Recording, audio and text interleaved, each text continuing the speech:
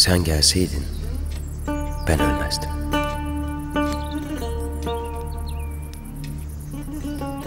Geleceğim Ahmet. Az kaldı. Geleceğim. O kadar güzelsin ki. Hayat garipliklerle dolu. Bir anda dünyalar güzeli bir kız karşıma çıkıyor. Beni Rumeli'ne götür diyor. Sizden benimle gelmenizi istemedim.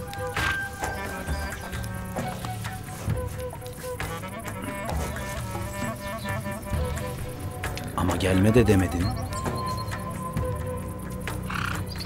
Belki de gelmemi için istiyordun.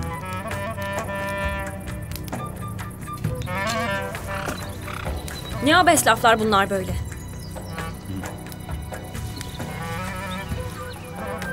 Abes falan değil. Çarşıya geldiğin gün gördüm seni. İhsan Usta'nın dükkanına girerken. Sonra kim olduğunu öğrendim. O gece evinin yakınında bulunmam tesadüf mü sanıyorsun? Ayaklarım beni sana getirdi. Çünkü birbirimizi bulmamız gerekiyordu. Delirmişsin sen. Ben sevdiğimi aramaya gidiyorum. Bunu sana en başından söyledim.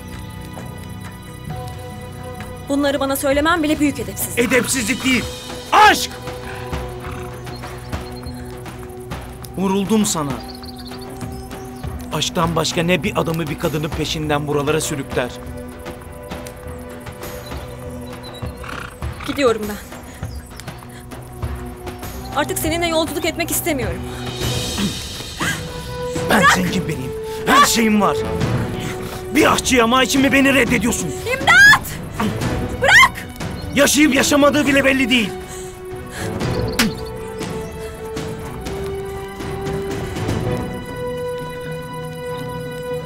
Fazla naz aşık usandırır Dilruba.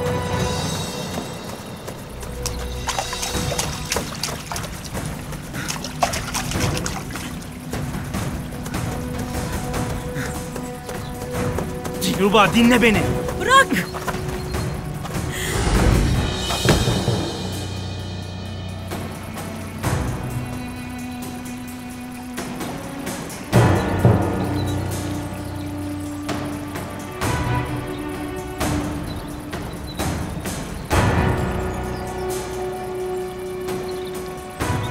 Dilruba? Dilruba?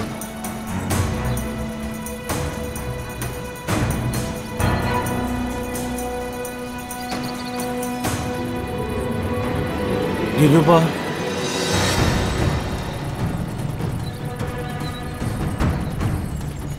Dilruba?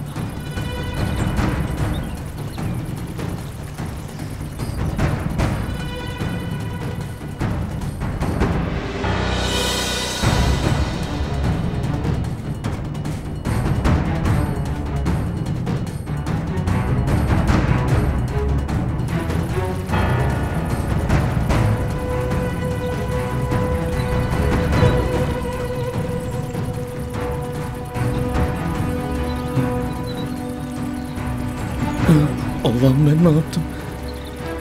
Ne yaptım ben Allah'ım?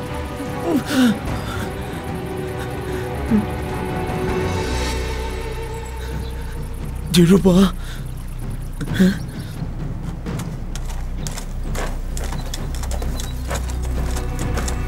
Biri geliyor.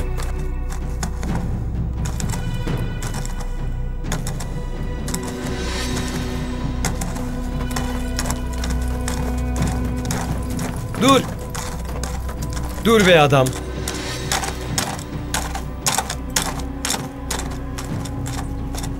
Ne yapacağız şimdi? Yani yanlış bilmiyorsam bu yol doğru. Yerlide bir han var.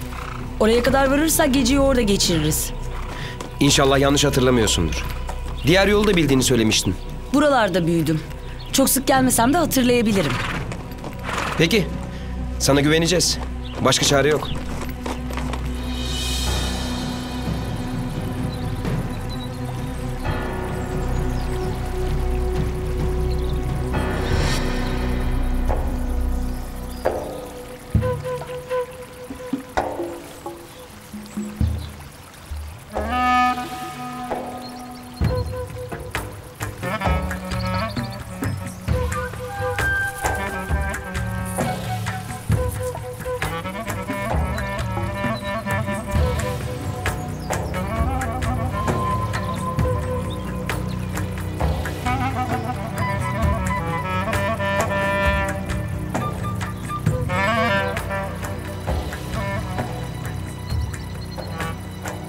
Böyle olması benim kusurum değil.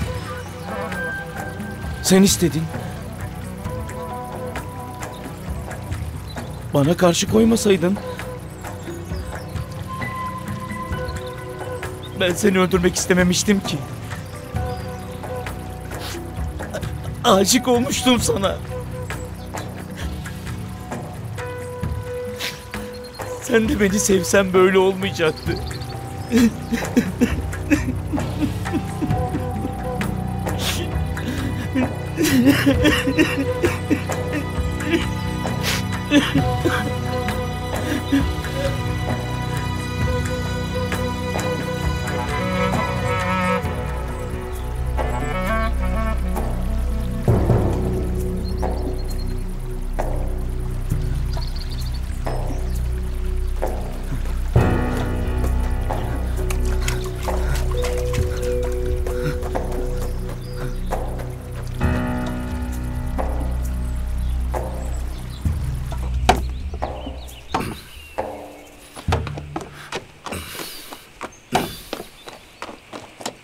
Hoş geldiniz efendim hanımıza. Hoş bulduk, hoş bulduk. Buyurun, içerisi sıcaktır. Yatacak yer ve yemek var. Bu hanın sahibi sen misin? Evet efendim. Yalnız başına yolculuk eden birini arıyorum. 20 yaşlarında, sarışın bir kız. Bu hana bugün böyle biri geldi mi? Bana iyice tarif ederseniz buraya çok gelen giden olur. Şimdi nasıldır bilmem ki. Onu en son 17 sene evvel gördüm. İnce, narin, sarışın bir kızdı. Bugün bir adamla bir kadın geldi. Ama kadın genç değildi. Buralarda konaklayacak başka bir yer var mıdır? Yok efendim. En yakın kasaba buradan yarım gün uzakta. Demek ki burada durmadan geçti. İsterseniz odamız var. Buyurun dinlenin. Sağ ol hancı. Yolum uzun. Kal sağlıcakla. Hayırlı yolculuklar efendim. Selametle yine bekleriz, yine bekleriz.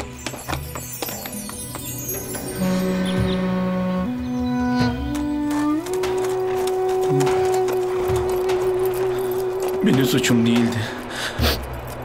Benim suçum değildi.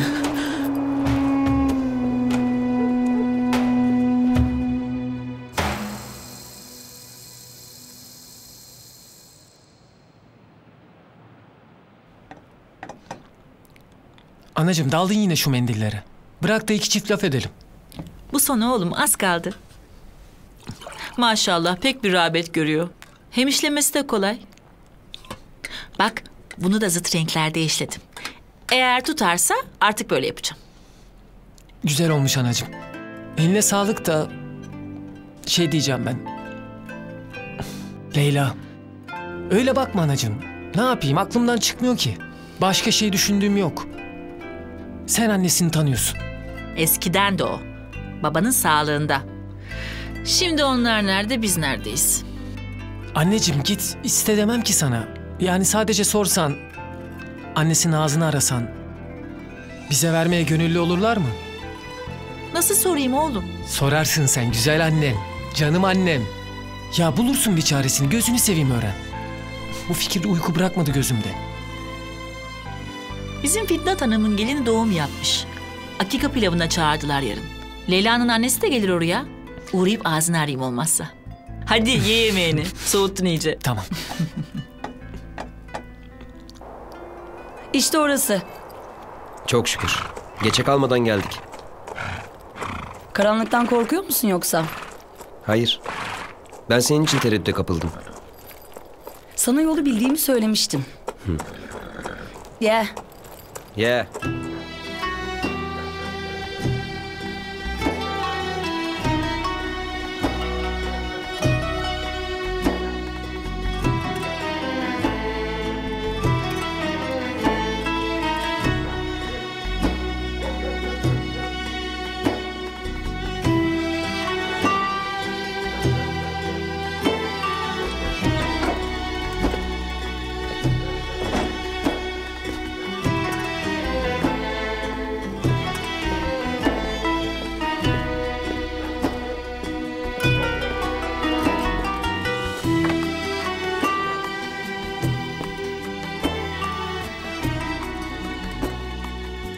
Ya Rab, mana cismu can gerekmez.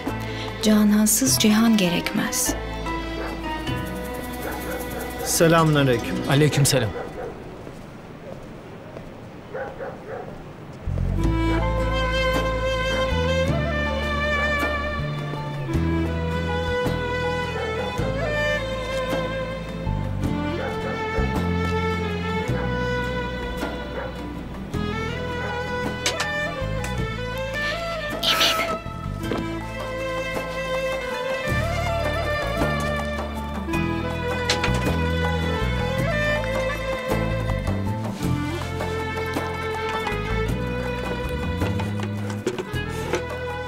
Emin, Leyla'm. Hay nur cemaline kurban oldum. Emin burada işin ne? Leyla'm uyku tutmadı. Seni göremesem aklımı yitirecektim. Ne oldu sana? Kaza. Düştüm. Çok acıyor mu? Kalbim kadar acımıyor. Senden ayrı kaldığım her gün içimde yara Leyla. Sana bir müjdem var Leyla'm. Ben galiba iş buldum. Hem de saray mutfağında. Saray mutfağı mı? Ne diyorsun Emin? Babam kabul eder o zaman beni sana vermeyi. Yani daha kesin değil ama orası olmasa da iş bulduğum kesin. Annemle de konuştum. Ne dedi? Yarın birinin akika pilavı mı ne varmış? Fitnat teyzelerin. Heh, işte orada ağzını arayacak annenin. Leyla, yatmadın mı kızım daha? Annem geliyor. Çabuk git git. Tamam.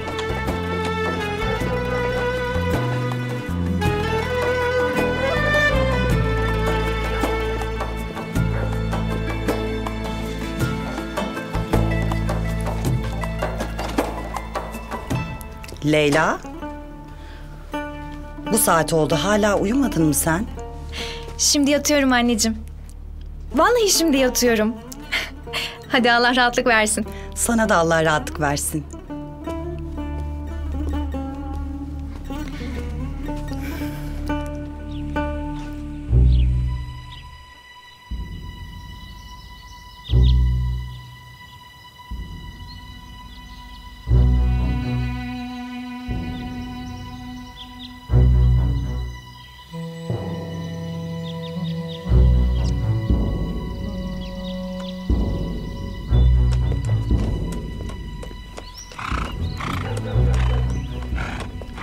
Bu yolu takip edin. Gün boyu yol alırsanız köye varırsınız. Orada dinlenecek yer de bulabilirsiniz. Eyvallah. Selametle. İyi yolculuklar. Yine bekleriz. Sağ olasın. Siz de sağ olun.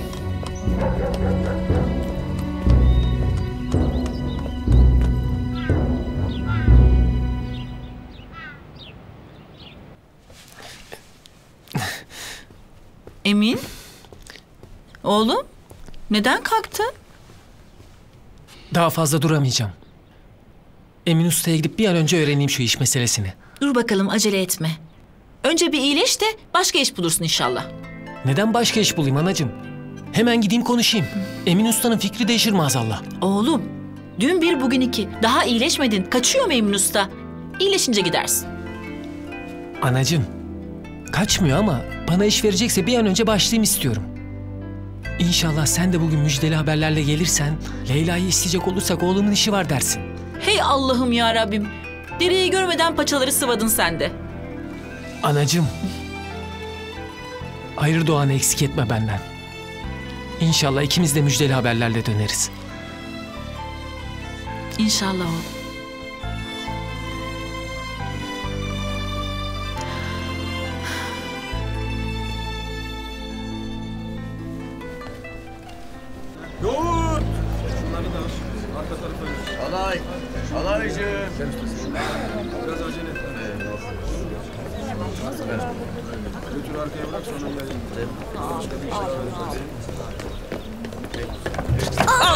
Hay Allah, çok kötü düştü çocuk ya. Aman. Bir şey yok, bir şey yok. Evet çocuk, dikkat etsene. Dur gel. Erkek adam ağlar mı hiç? Gel bakalım. Ha, şöyle. Ha. Dur. Fena düştü ustam. Kerem. Ver oğlum bakalım Beyzade'ye bir güllü lokum ha. Hadi. Götür. Buyur usta. Al bakalım. Ağzın tatlansın da acını unut ha. Adın ne senin bakayım? Ahmet. Demek Ahmet'sin sen ha. Evet. Hadi yerine koy.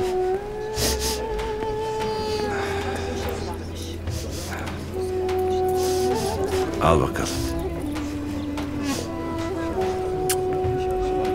Sağ olun.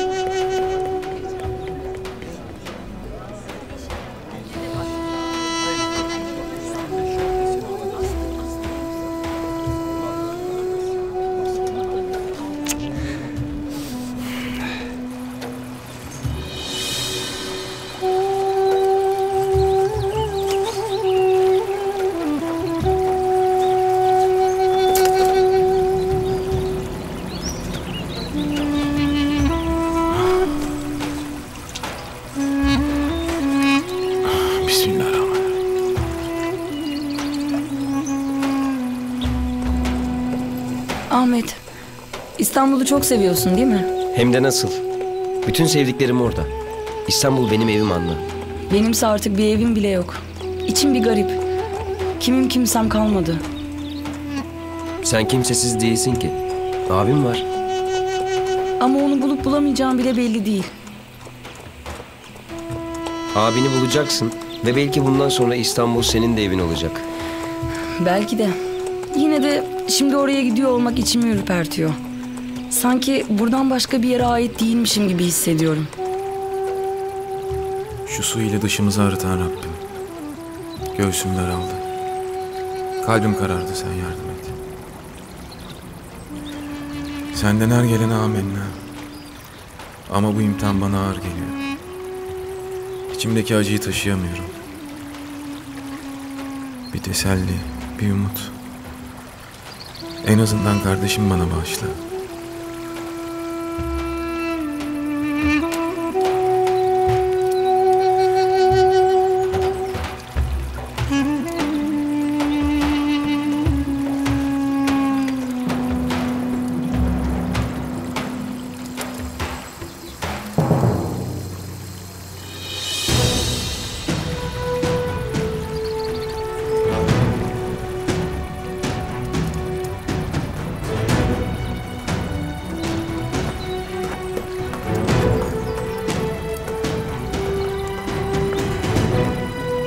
Bu kız da kim?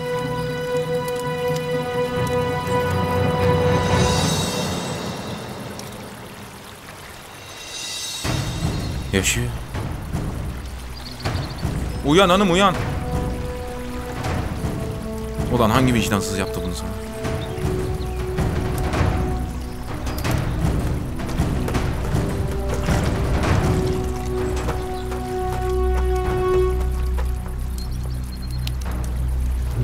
Aç gözünü hanım. Hadi aç gözünü.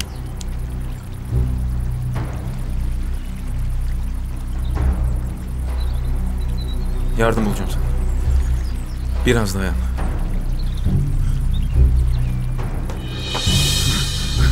Bırak peşimi. Git. Bırak peşimi. Git. Git. Bırak peşimi. Bırak. Bırak. Bırak. Git. Git.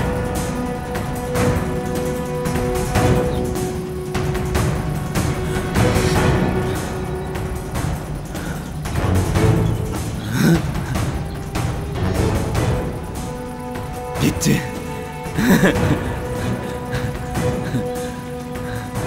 Gitti. Gitti.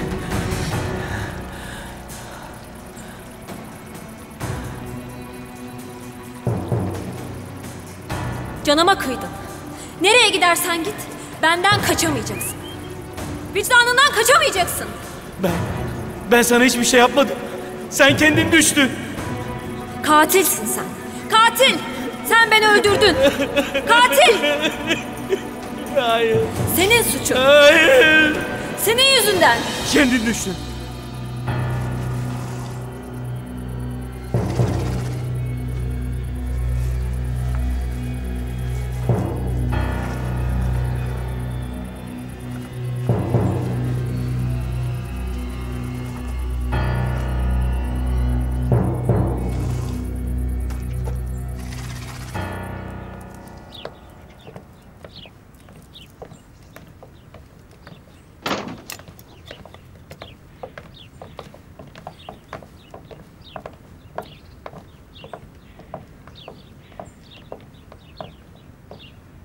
Hey! Oo, Gülseren Hanım, hediyemi aldınız mı? Ne edepsiz, ne fena bir adammışsın sen. Nasıl kıydın oğluma? Çocuğumu perişan etmişsin. Almışsın anlaşıldı. Çekil yolundan. Bana bak, o borcu ödemedikçe size rahat yok. Hiç mi vicdanın yok? Yok. Canımı mı alacaksın? Param yok diyorum. Biraz mühlet versen ne olur? Senin de, oğlunun da canıyla işim yok benim. Ama benden bir para aldın ve ödemedin. Paran yoksa evini ver. Sen de rahat et, ben de rahat edeyim ya. Sen ne diyorsun efendi? Efendi nasıl vereyim ben sana evimi? Ne yaparız evsiz barksız? Bu evden başka bir şeyim yok ki benim. Ben orasını bilmem. Borcuna karşılık göstermeyecektin o vakit evini. Ama neyse yahu. İnsanlık bende kalsın, tamam. Bir hafta ilişmeyeceğim sana. Ya parayı getir ya da evi. Karar senin. Hadi. Ha. Canınızla işim yok dedim ama para gelmezse senin oğlunla daha çok görüşeceğiz, haberin olsun.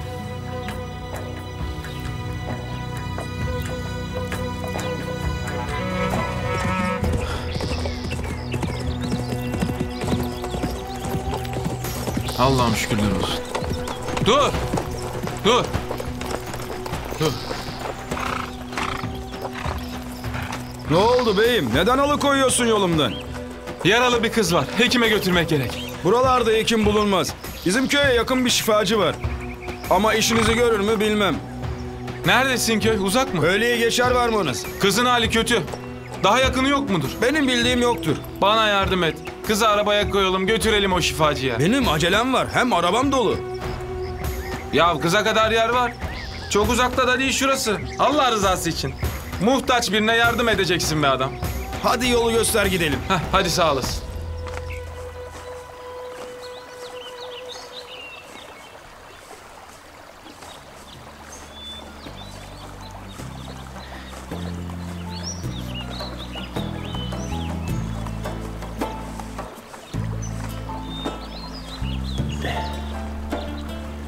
Ne yaptığını sorabilir miyim? Yiyecek bir şeyler arıyorum. Bu otları ekmeğimize katık edebiliriz.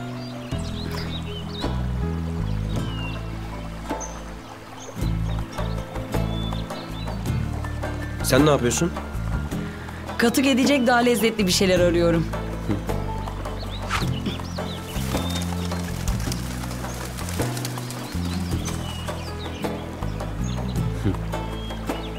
Ateşi de sen yakarsın artık.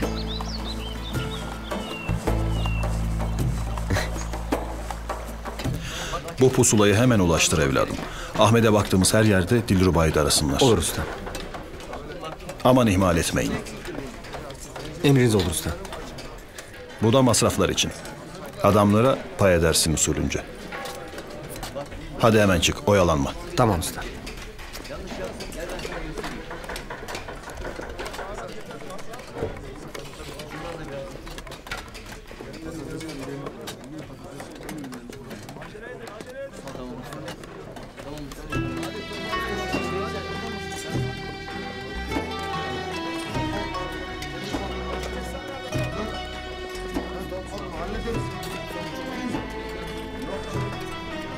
Hayırlı günler ustam.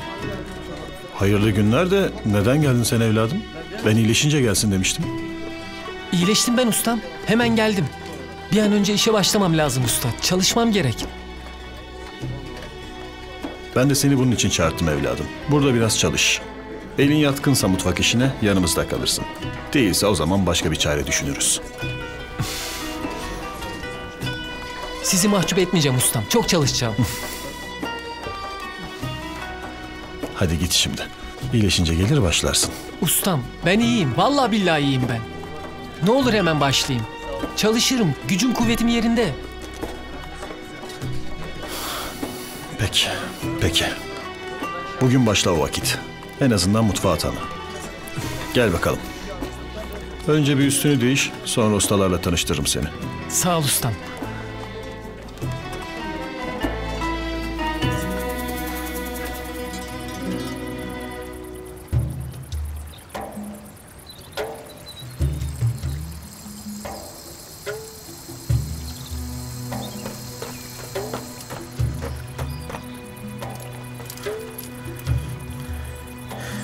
Dayan.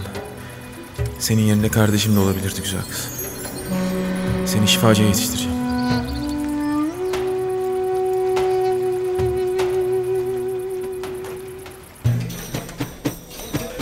Devam et sen. Ay balam, küfteleri küçük yapıyorsun. Pişince iyice küçülecek. Karışma ula, benden iyi mi biliyorsun?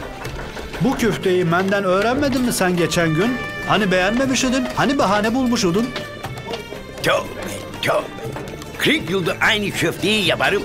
Dediği lafa bak, bundan görmüşüm. Kolay gelsin ustam. Kolaysa başına. Bu genç Emin. Bugün başladı. Hoş geldin uşu. Hoş gelmişsin Aybalam. Hoş bulduk. Emin sana emanet Yunus Usta. Merak etmeyesin. Tutsun bir işin ucundan ufak başlasın. Emrin olur ustam. Hadi kolay gelsin. Sağ ol ustam. Gerçekten kolay gelsin. Yunus Usta ile işim var Aybalam. Evet. Sana bir iş vermek lazım. Yeni geldi. Kap bakayım patates, soğan, salçayı. Yardımcı geldi. Ha bunları daha böyle ince kıy, pişir. İşi zor vallahi Aybalam. Öyle. Hadi ulan ne duruyorsun? Hadi bakayım. Katı da yaptım.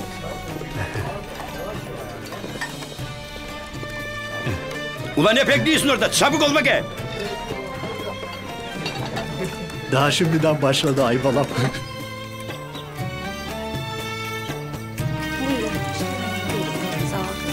Afiyet olsun. Leyla? Buyurun. Nasılsın kızım? İyiyim Gülseren teyze. Siz nasılsınız? İyiyim. Seni ne zamandır görmüyorum. Maşallah. Ne kadar da güzelleşmişsin. Leyla, kalk sen de pilav dağıtmaya yardım et kızım. Ay yok canım. Otursun. Dağıtır bizim kızlar. Sağ olasın. Afiyet olsun. Seni görmemişim Gülseren Hanımcığım. Nasılsın? Çok şükür. Uğraşıyoruz. Rahmetliden sonra pek elin ayağını çektin bizlerden. Hayat telaşesi Hatice Hanım. Buyurun. Maşallah. Leyla'cığım da genç kız olmuş. Pek güzelleşmiş. Refik Beylerin kızının nişanından beri görmemiştim. Öyle ya. En son orada görüşmüştük. Nişanda. İnşallah bir dahakine Leyla'nın nişanında görüşürüz. Kızımızın talibi mi var hanımefendi? Leyla'cığımın da haberi yok. Akşama söyleyecektim ama vallahi dayanamayacağım. Buna talip değil, devlet kuşu denir Gülseren'cim. Yakında söz kesilecek diyor efendi. Vallahi pek seviniyorum. Dikkat etsene kızım. Canın sağ olsun. Hay Allah. Heyecanlandı tabii. Canım benim.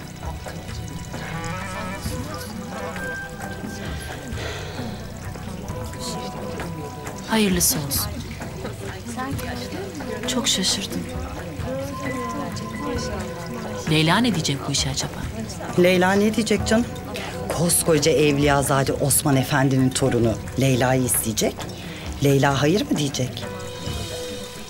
Demek Evliyazade Osman Efendi'nin torununa istiyorlar.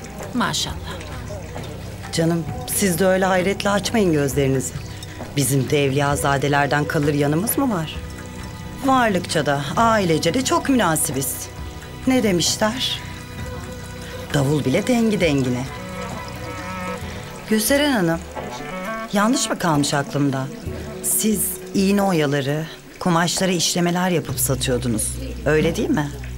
Diyorum ki Leyla için yaptırmak istediğim birkaç şey var. Onları siz halletseniz hem elinize fazladan 3-5 kuruş geçer. Rahatlarsınız biraz. Paraya lüzum yok hanımefendi.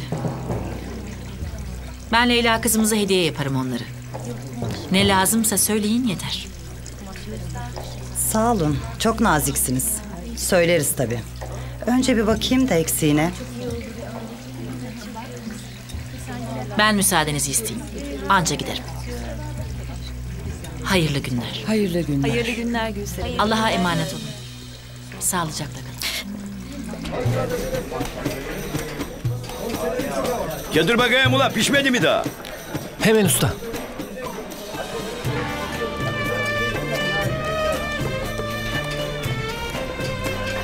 Hadi çabuk çabuk. Geldim ustam.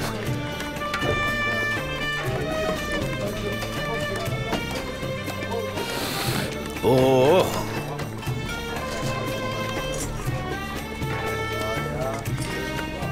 Kolay gelsin. Sağ ol ustam. Eline sağlık Yunus Usta. Döktürmüşsün yine. Şundan bir tadalım. Buyur ustam. Eşi benzeri bu mutfakta yoktur.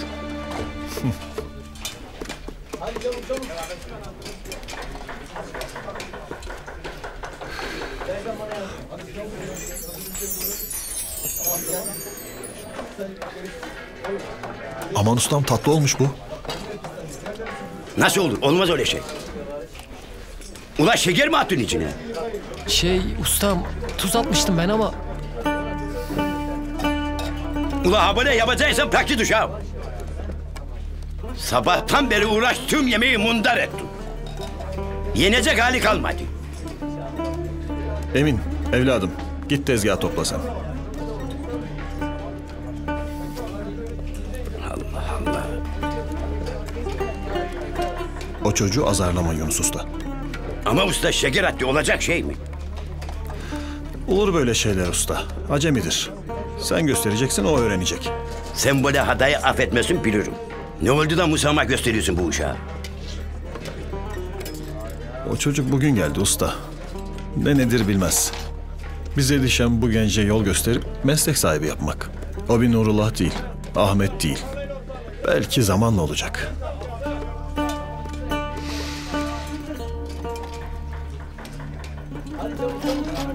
Ben biraz karabiber ekiyorum üstüne. Tadını alır, toparlar yemeği. Tamam. Hadi bakalım, kolay gelsin. Tamam usta.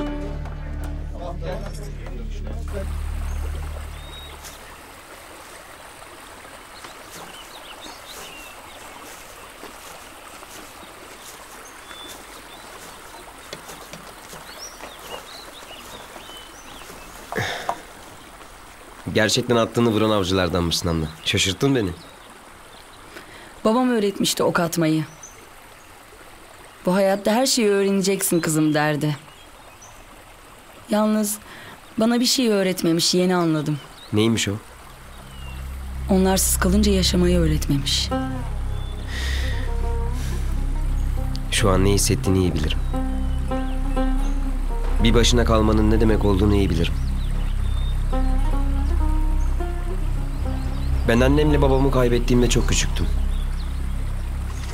İhsan Usta ile Gül Hanım anne büyüttü beni. Bana sahip çıktılar. İhsan Usta beni dükkanına aldı. Baharatları öğretti. Kokuları öğretti. Meslek sahibi yaptı. Dükkana girdiğimde bana ilk söylediği şey, evlat, her kokunun bir sırrı vardır oldu. Her baharat gibi her insanın da kokusu vardır. İnsanlarla baharatlar birbirlerine benzerler. Mesela her anne bebeğini kokusundan tanır.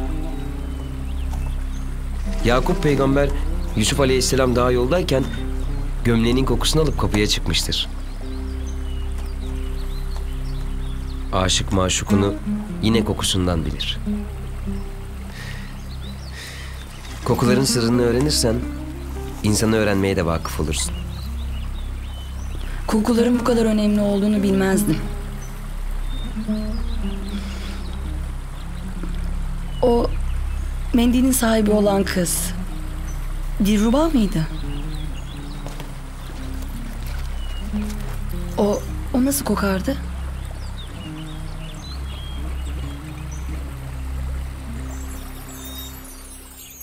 Gözümün nuru, ömrümün sebebi güzel. Yine hep yaptığım gibi Sarayburnu'ndan yazıyorum sana bu mektubu. Çünkü burası bana seni hatırlatıyor. Neden biliyor musun? Sen deniz kokuyorsun çünkü. Ben ne zaman gelsem buraya tüm şehir sen oluyor. Sen İstanbul oluyorsun. Senden uzakta. Ne zaman seni düşünsem önce kokun gelecek burnuma. Sonra deniz gözlerin. Sonra sesin.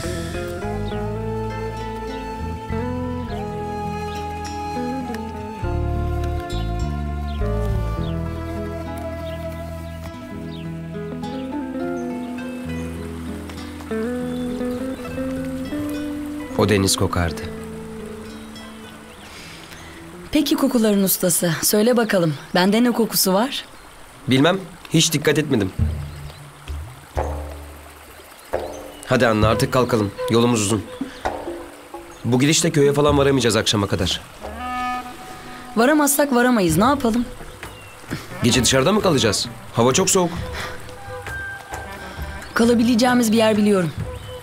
Sahi mi? Buraları bilmiyorum demiştin. Bir şifacı kadın var. Çok küçükken bir kere hastalanmıştım. Beni ona getirmişlerdi. Yolları geçtikçe tanıdık geliyor. Köye ulaşamazsak ona gideriz.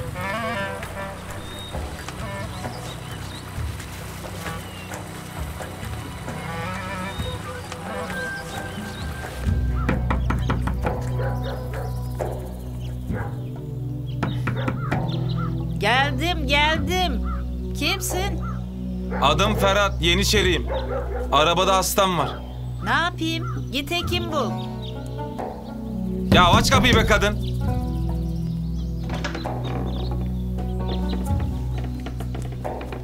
Demek Yeniçerisin. Hastanın nesi var? Bilmiyorum, yolda buldum. Baygın yatıyor. İyi, getir de bakalım. Yalnız ben hekim Tamam. değilim bilesin.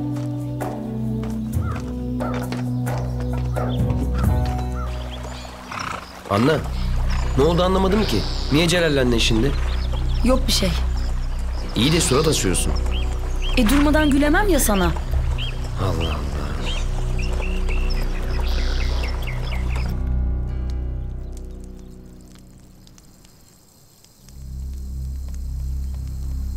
Ne olmuş, neyi var? Bilmem, başını vurmuş o kadar. Ne yapacağız peki hanım teyze? Onu söyle. Burada imkanlarım belli. Yapabileceğimi yaparım. Daha önce de böyle baygın biri gelmişti. Bu derde deva bir ilaç var ama... İyi ya, ilacı ver hemen. O ilaca lazım gelen ot bende yok. İlerideki köyde Korki adında bir adam var. Onda bulunur. Gidip alabilirsen ilacı yaparım. Yalnız çok geç kalmamak lazım. Kız baygın. Ne olacağı belli değil. Hemen alıp gelirim. Sen o köye nasıl gideceğimi anlat bana. Yolun ilerisinde bir çeşme var. Çeşmeden sonra yol çatallaşıyor. Suyun akışı seni köye götürür. Kızı başıma bırakıp kaçmaya kalkmayasın. Bak hanım teyze. Kalan marım yoğun bu kesede. Al. Sen de kalsın. Bunca altını seninle bırakıp kaçıp gitmem herhalde. İyi. Git o vakit.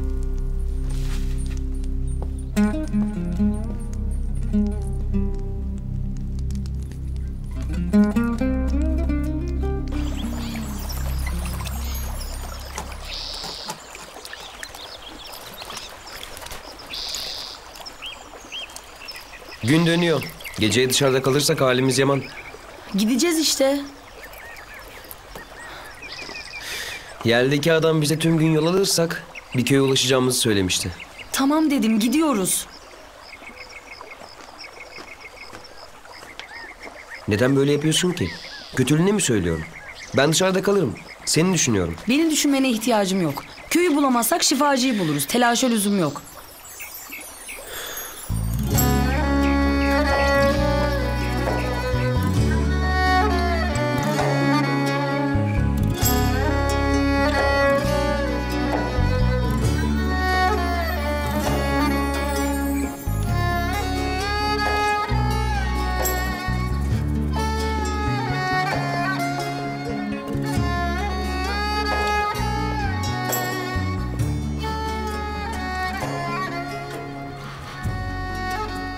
Yüreğe gelip dile gelmeyen her kelam sineyi yakarmış. Söylenmeyen bir söz için insan bir ömür harcarmış. Aşk affetmezmiş korkuyu. Aşk yürek istermiş. Yürekteki akla sığmaz olunca anlarmış insan. Meğer garip pervanenin kaderi ateşe uçmakmış durmadan. Şimdi gelsen neye yarar koca Emin? Burada işin ne? Bu saatten sonra geçmiş ol.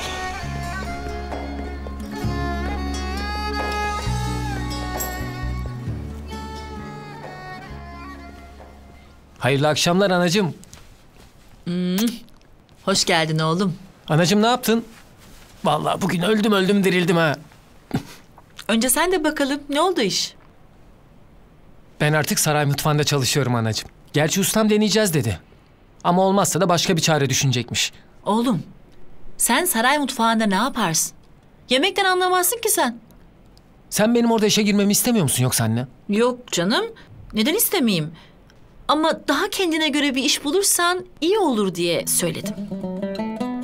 Saray mutfağı bana göre.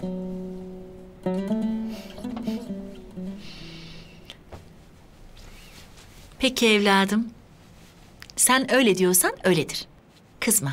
Hayırlısı olsun bakalım. Anne. Görebildin mi Leyla'nın annesini? Leyla da oradaydı. Evladım. Kızı Evliyazade Osman Efendi'nin torununa istiyorlarmış. Annesi damat namzedini öve öve bitiremedi. Peki Leyla ne yaptı? Duyunca bir şey demedi mi? Ne desin onca insanın içinde? Pek dikkat edemedim o anda zaten. Haberi duyunca ben de çok şaşırdım. Her şey para değil ki anacığım.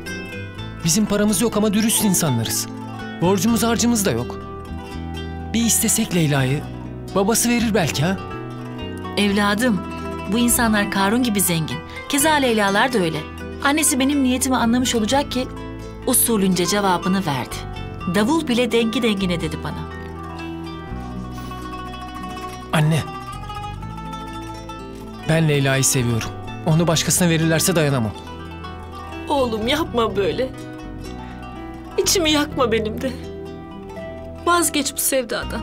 Ana ne diyorsun sen? Ben nasıl vazgeçerim? Nasıl unuturum Leyla'yı? anlayamazsın oğlum. Bilirim. Ama yüreğine taş basmayı öğrenir insan.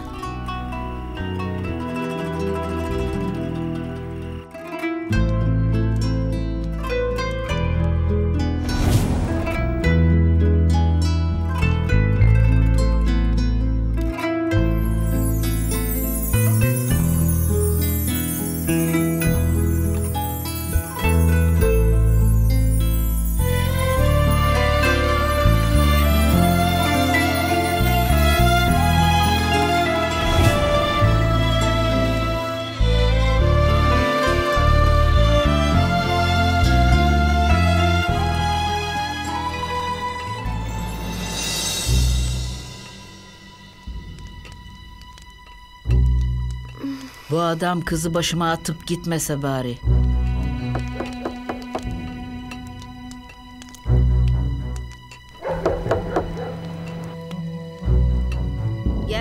Geldim. Kim o? Benim Ferhat.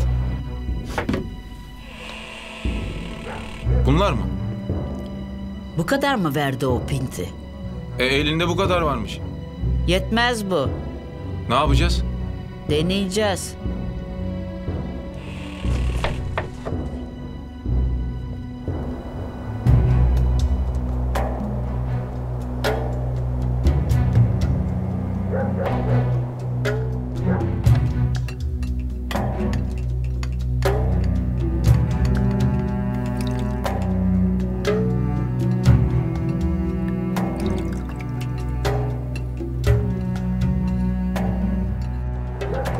İşte orada. Sana bulacağımı söylemiştim. Allah'ım sana şükürler olsun. İnşallah bizi kabul ederler.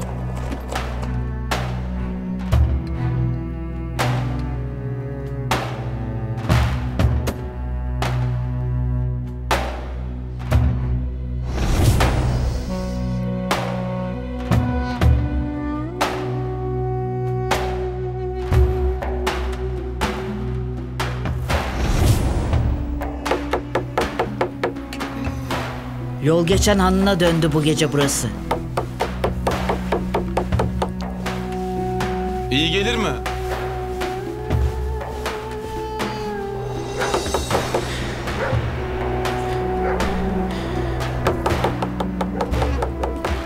Kimsin? Bize yardım eder misiniz? Dışarıda kaldık. Burası han değil, gidin başımdan. Ya aç şu kapıyı, aç! Anna ne yapıyorsun? Onu kızdıracaksın, bana bırak. Lütfen kapıyı açın. Çok üşüdük. Ne laftan anlamaz şeylersiniz siz. Yerim yok. İçeride hasta var. Bakın, kız kardeşim çok üşüdü. Dışarıda kalmaya dayanamaz. Yalnızca kızı alırım ama. Tamam. Onu alın yeter. Ben dışarıda kalırım.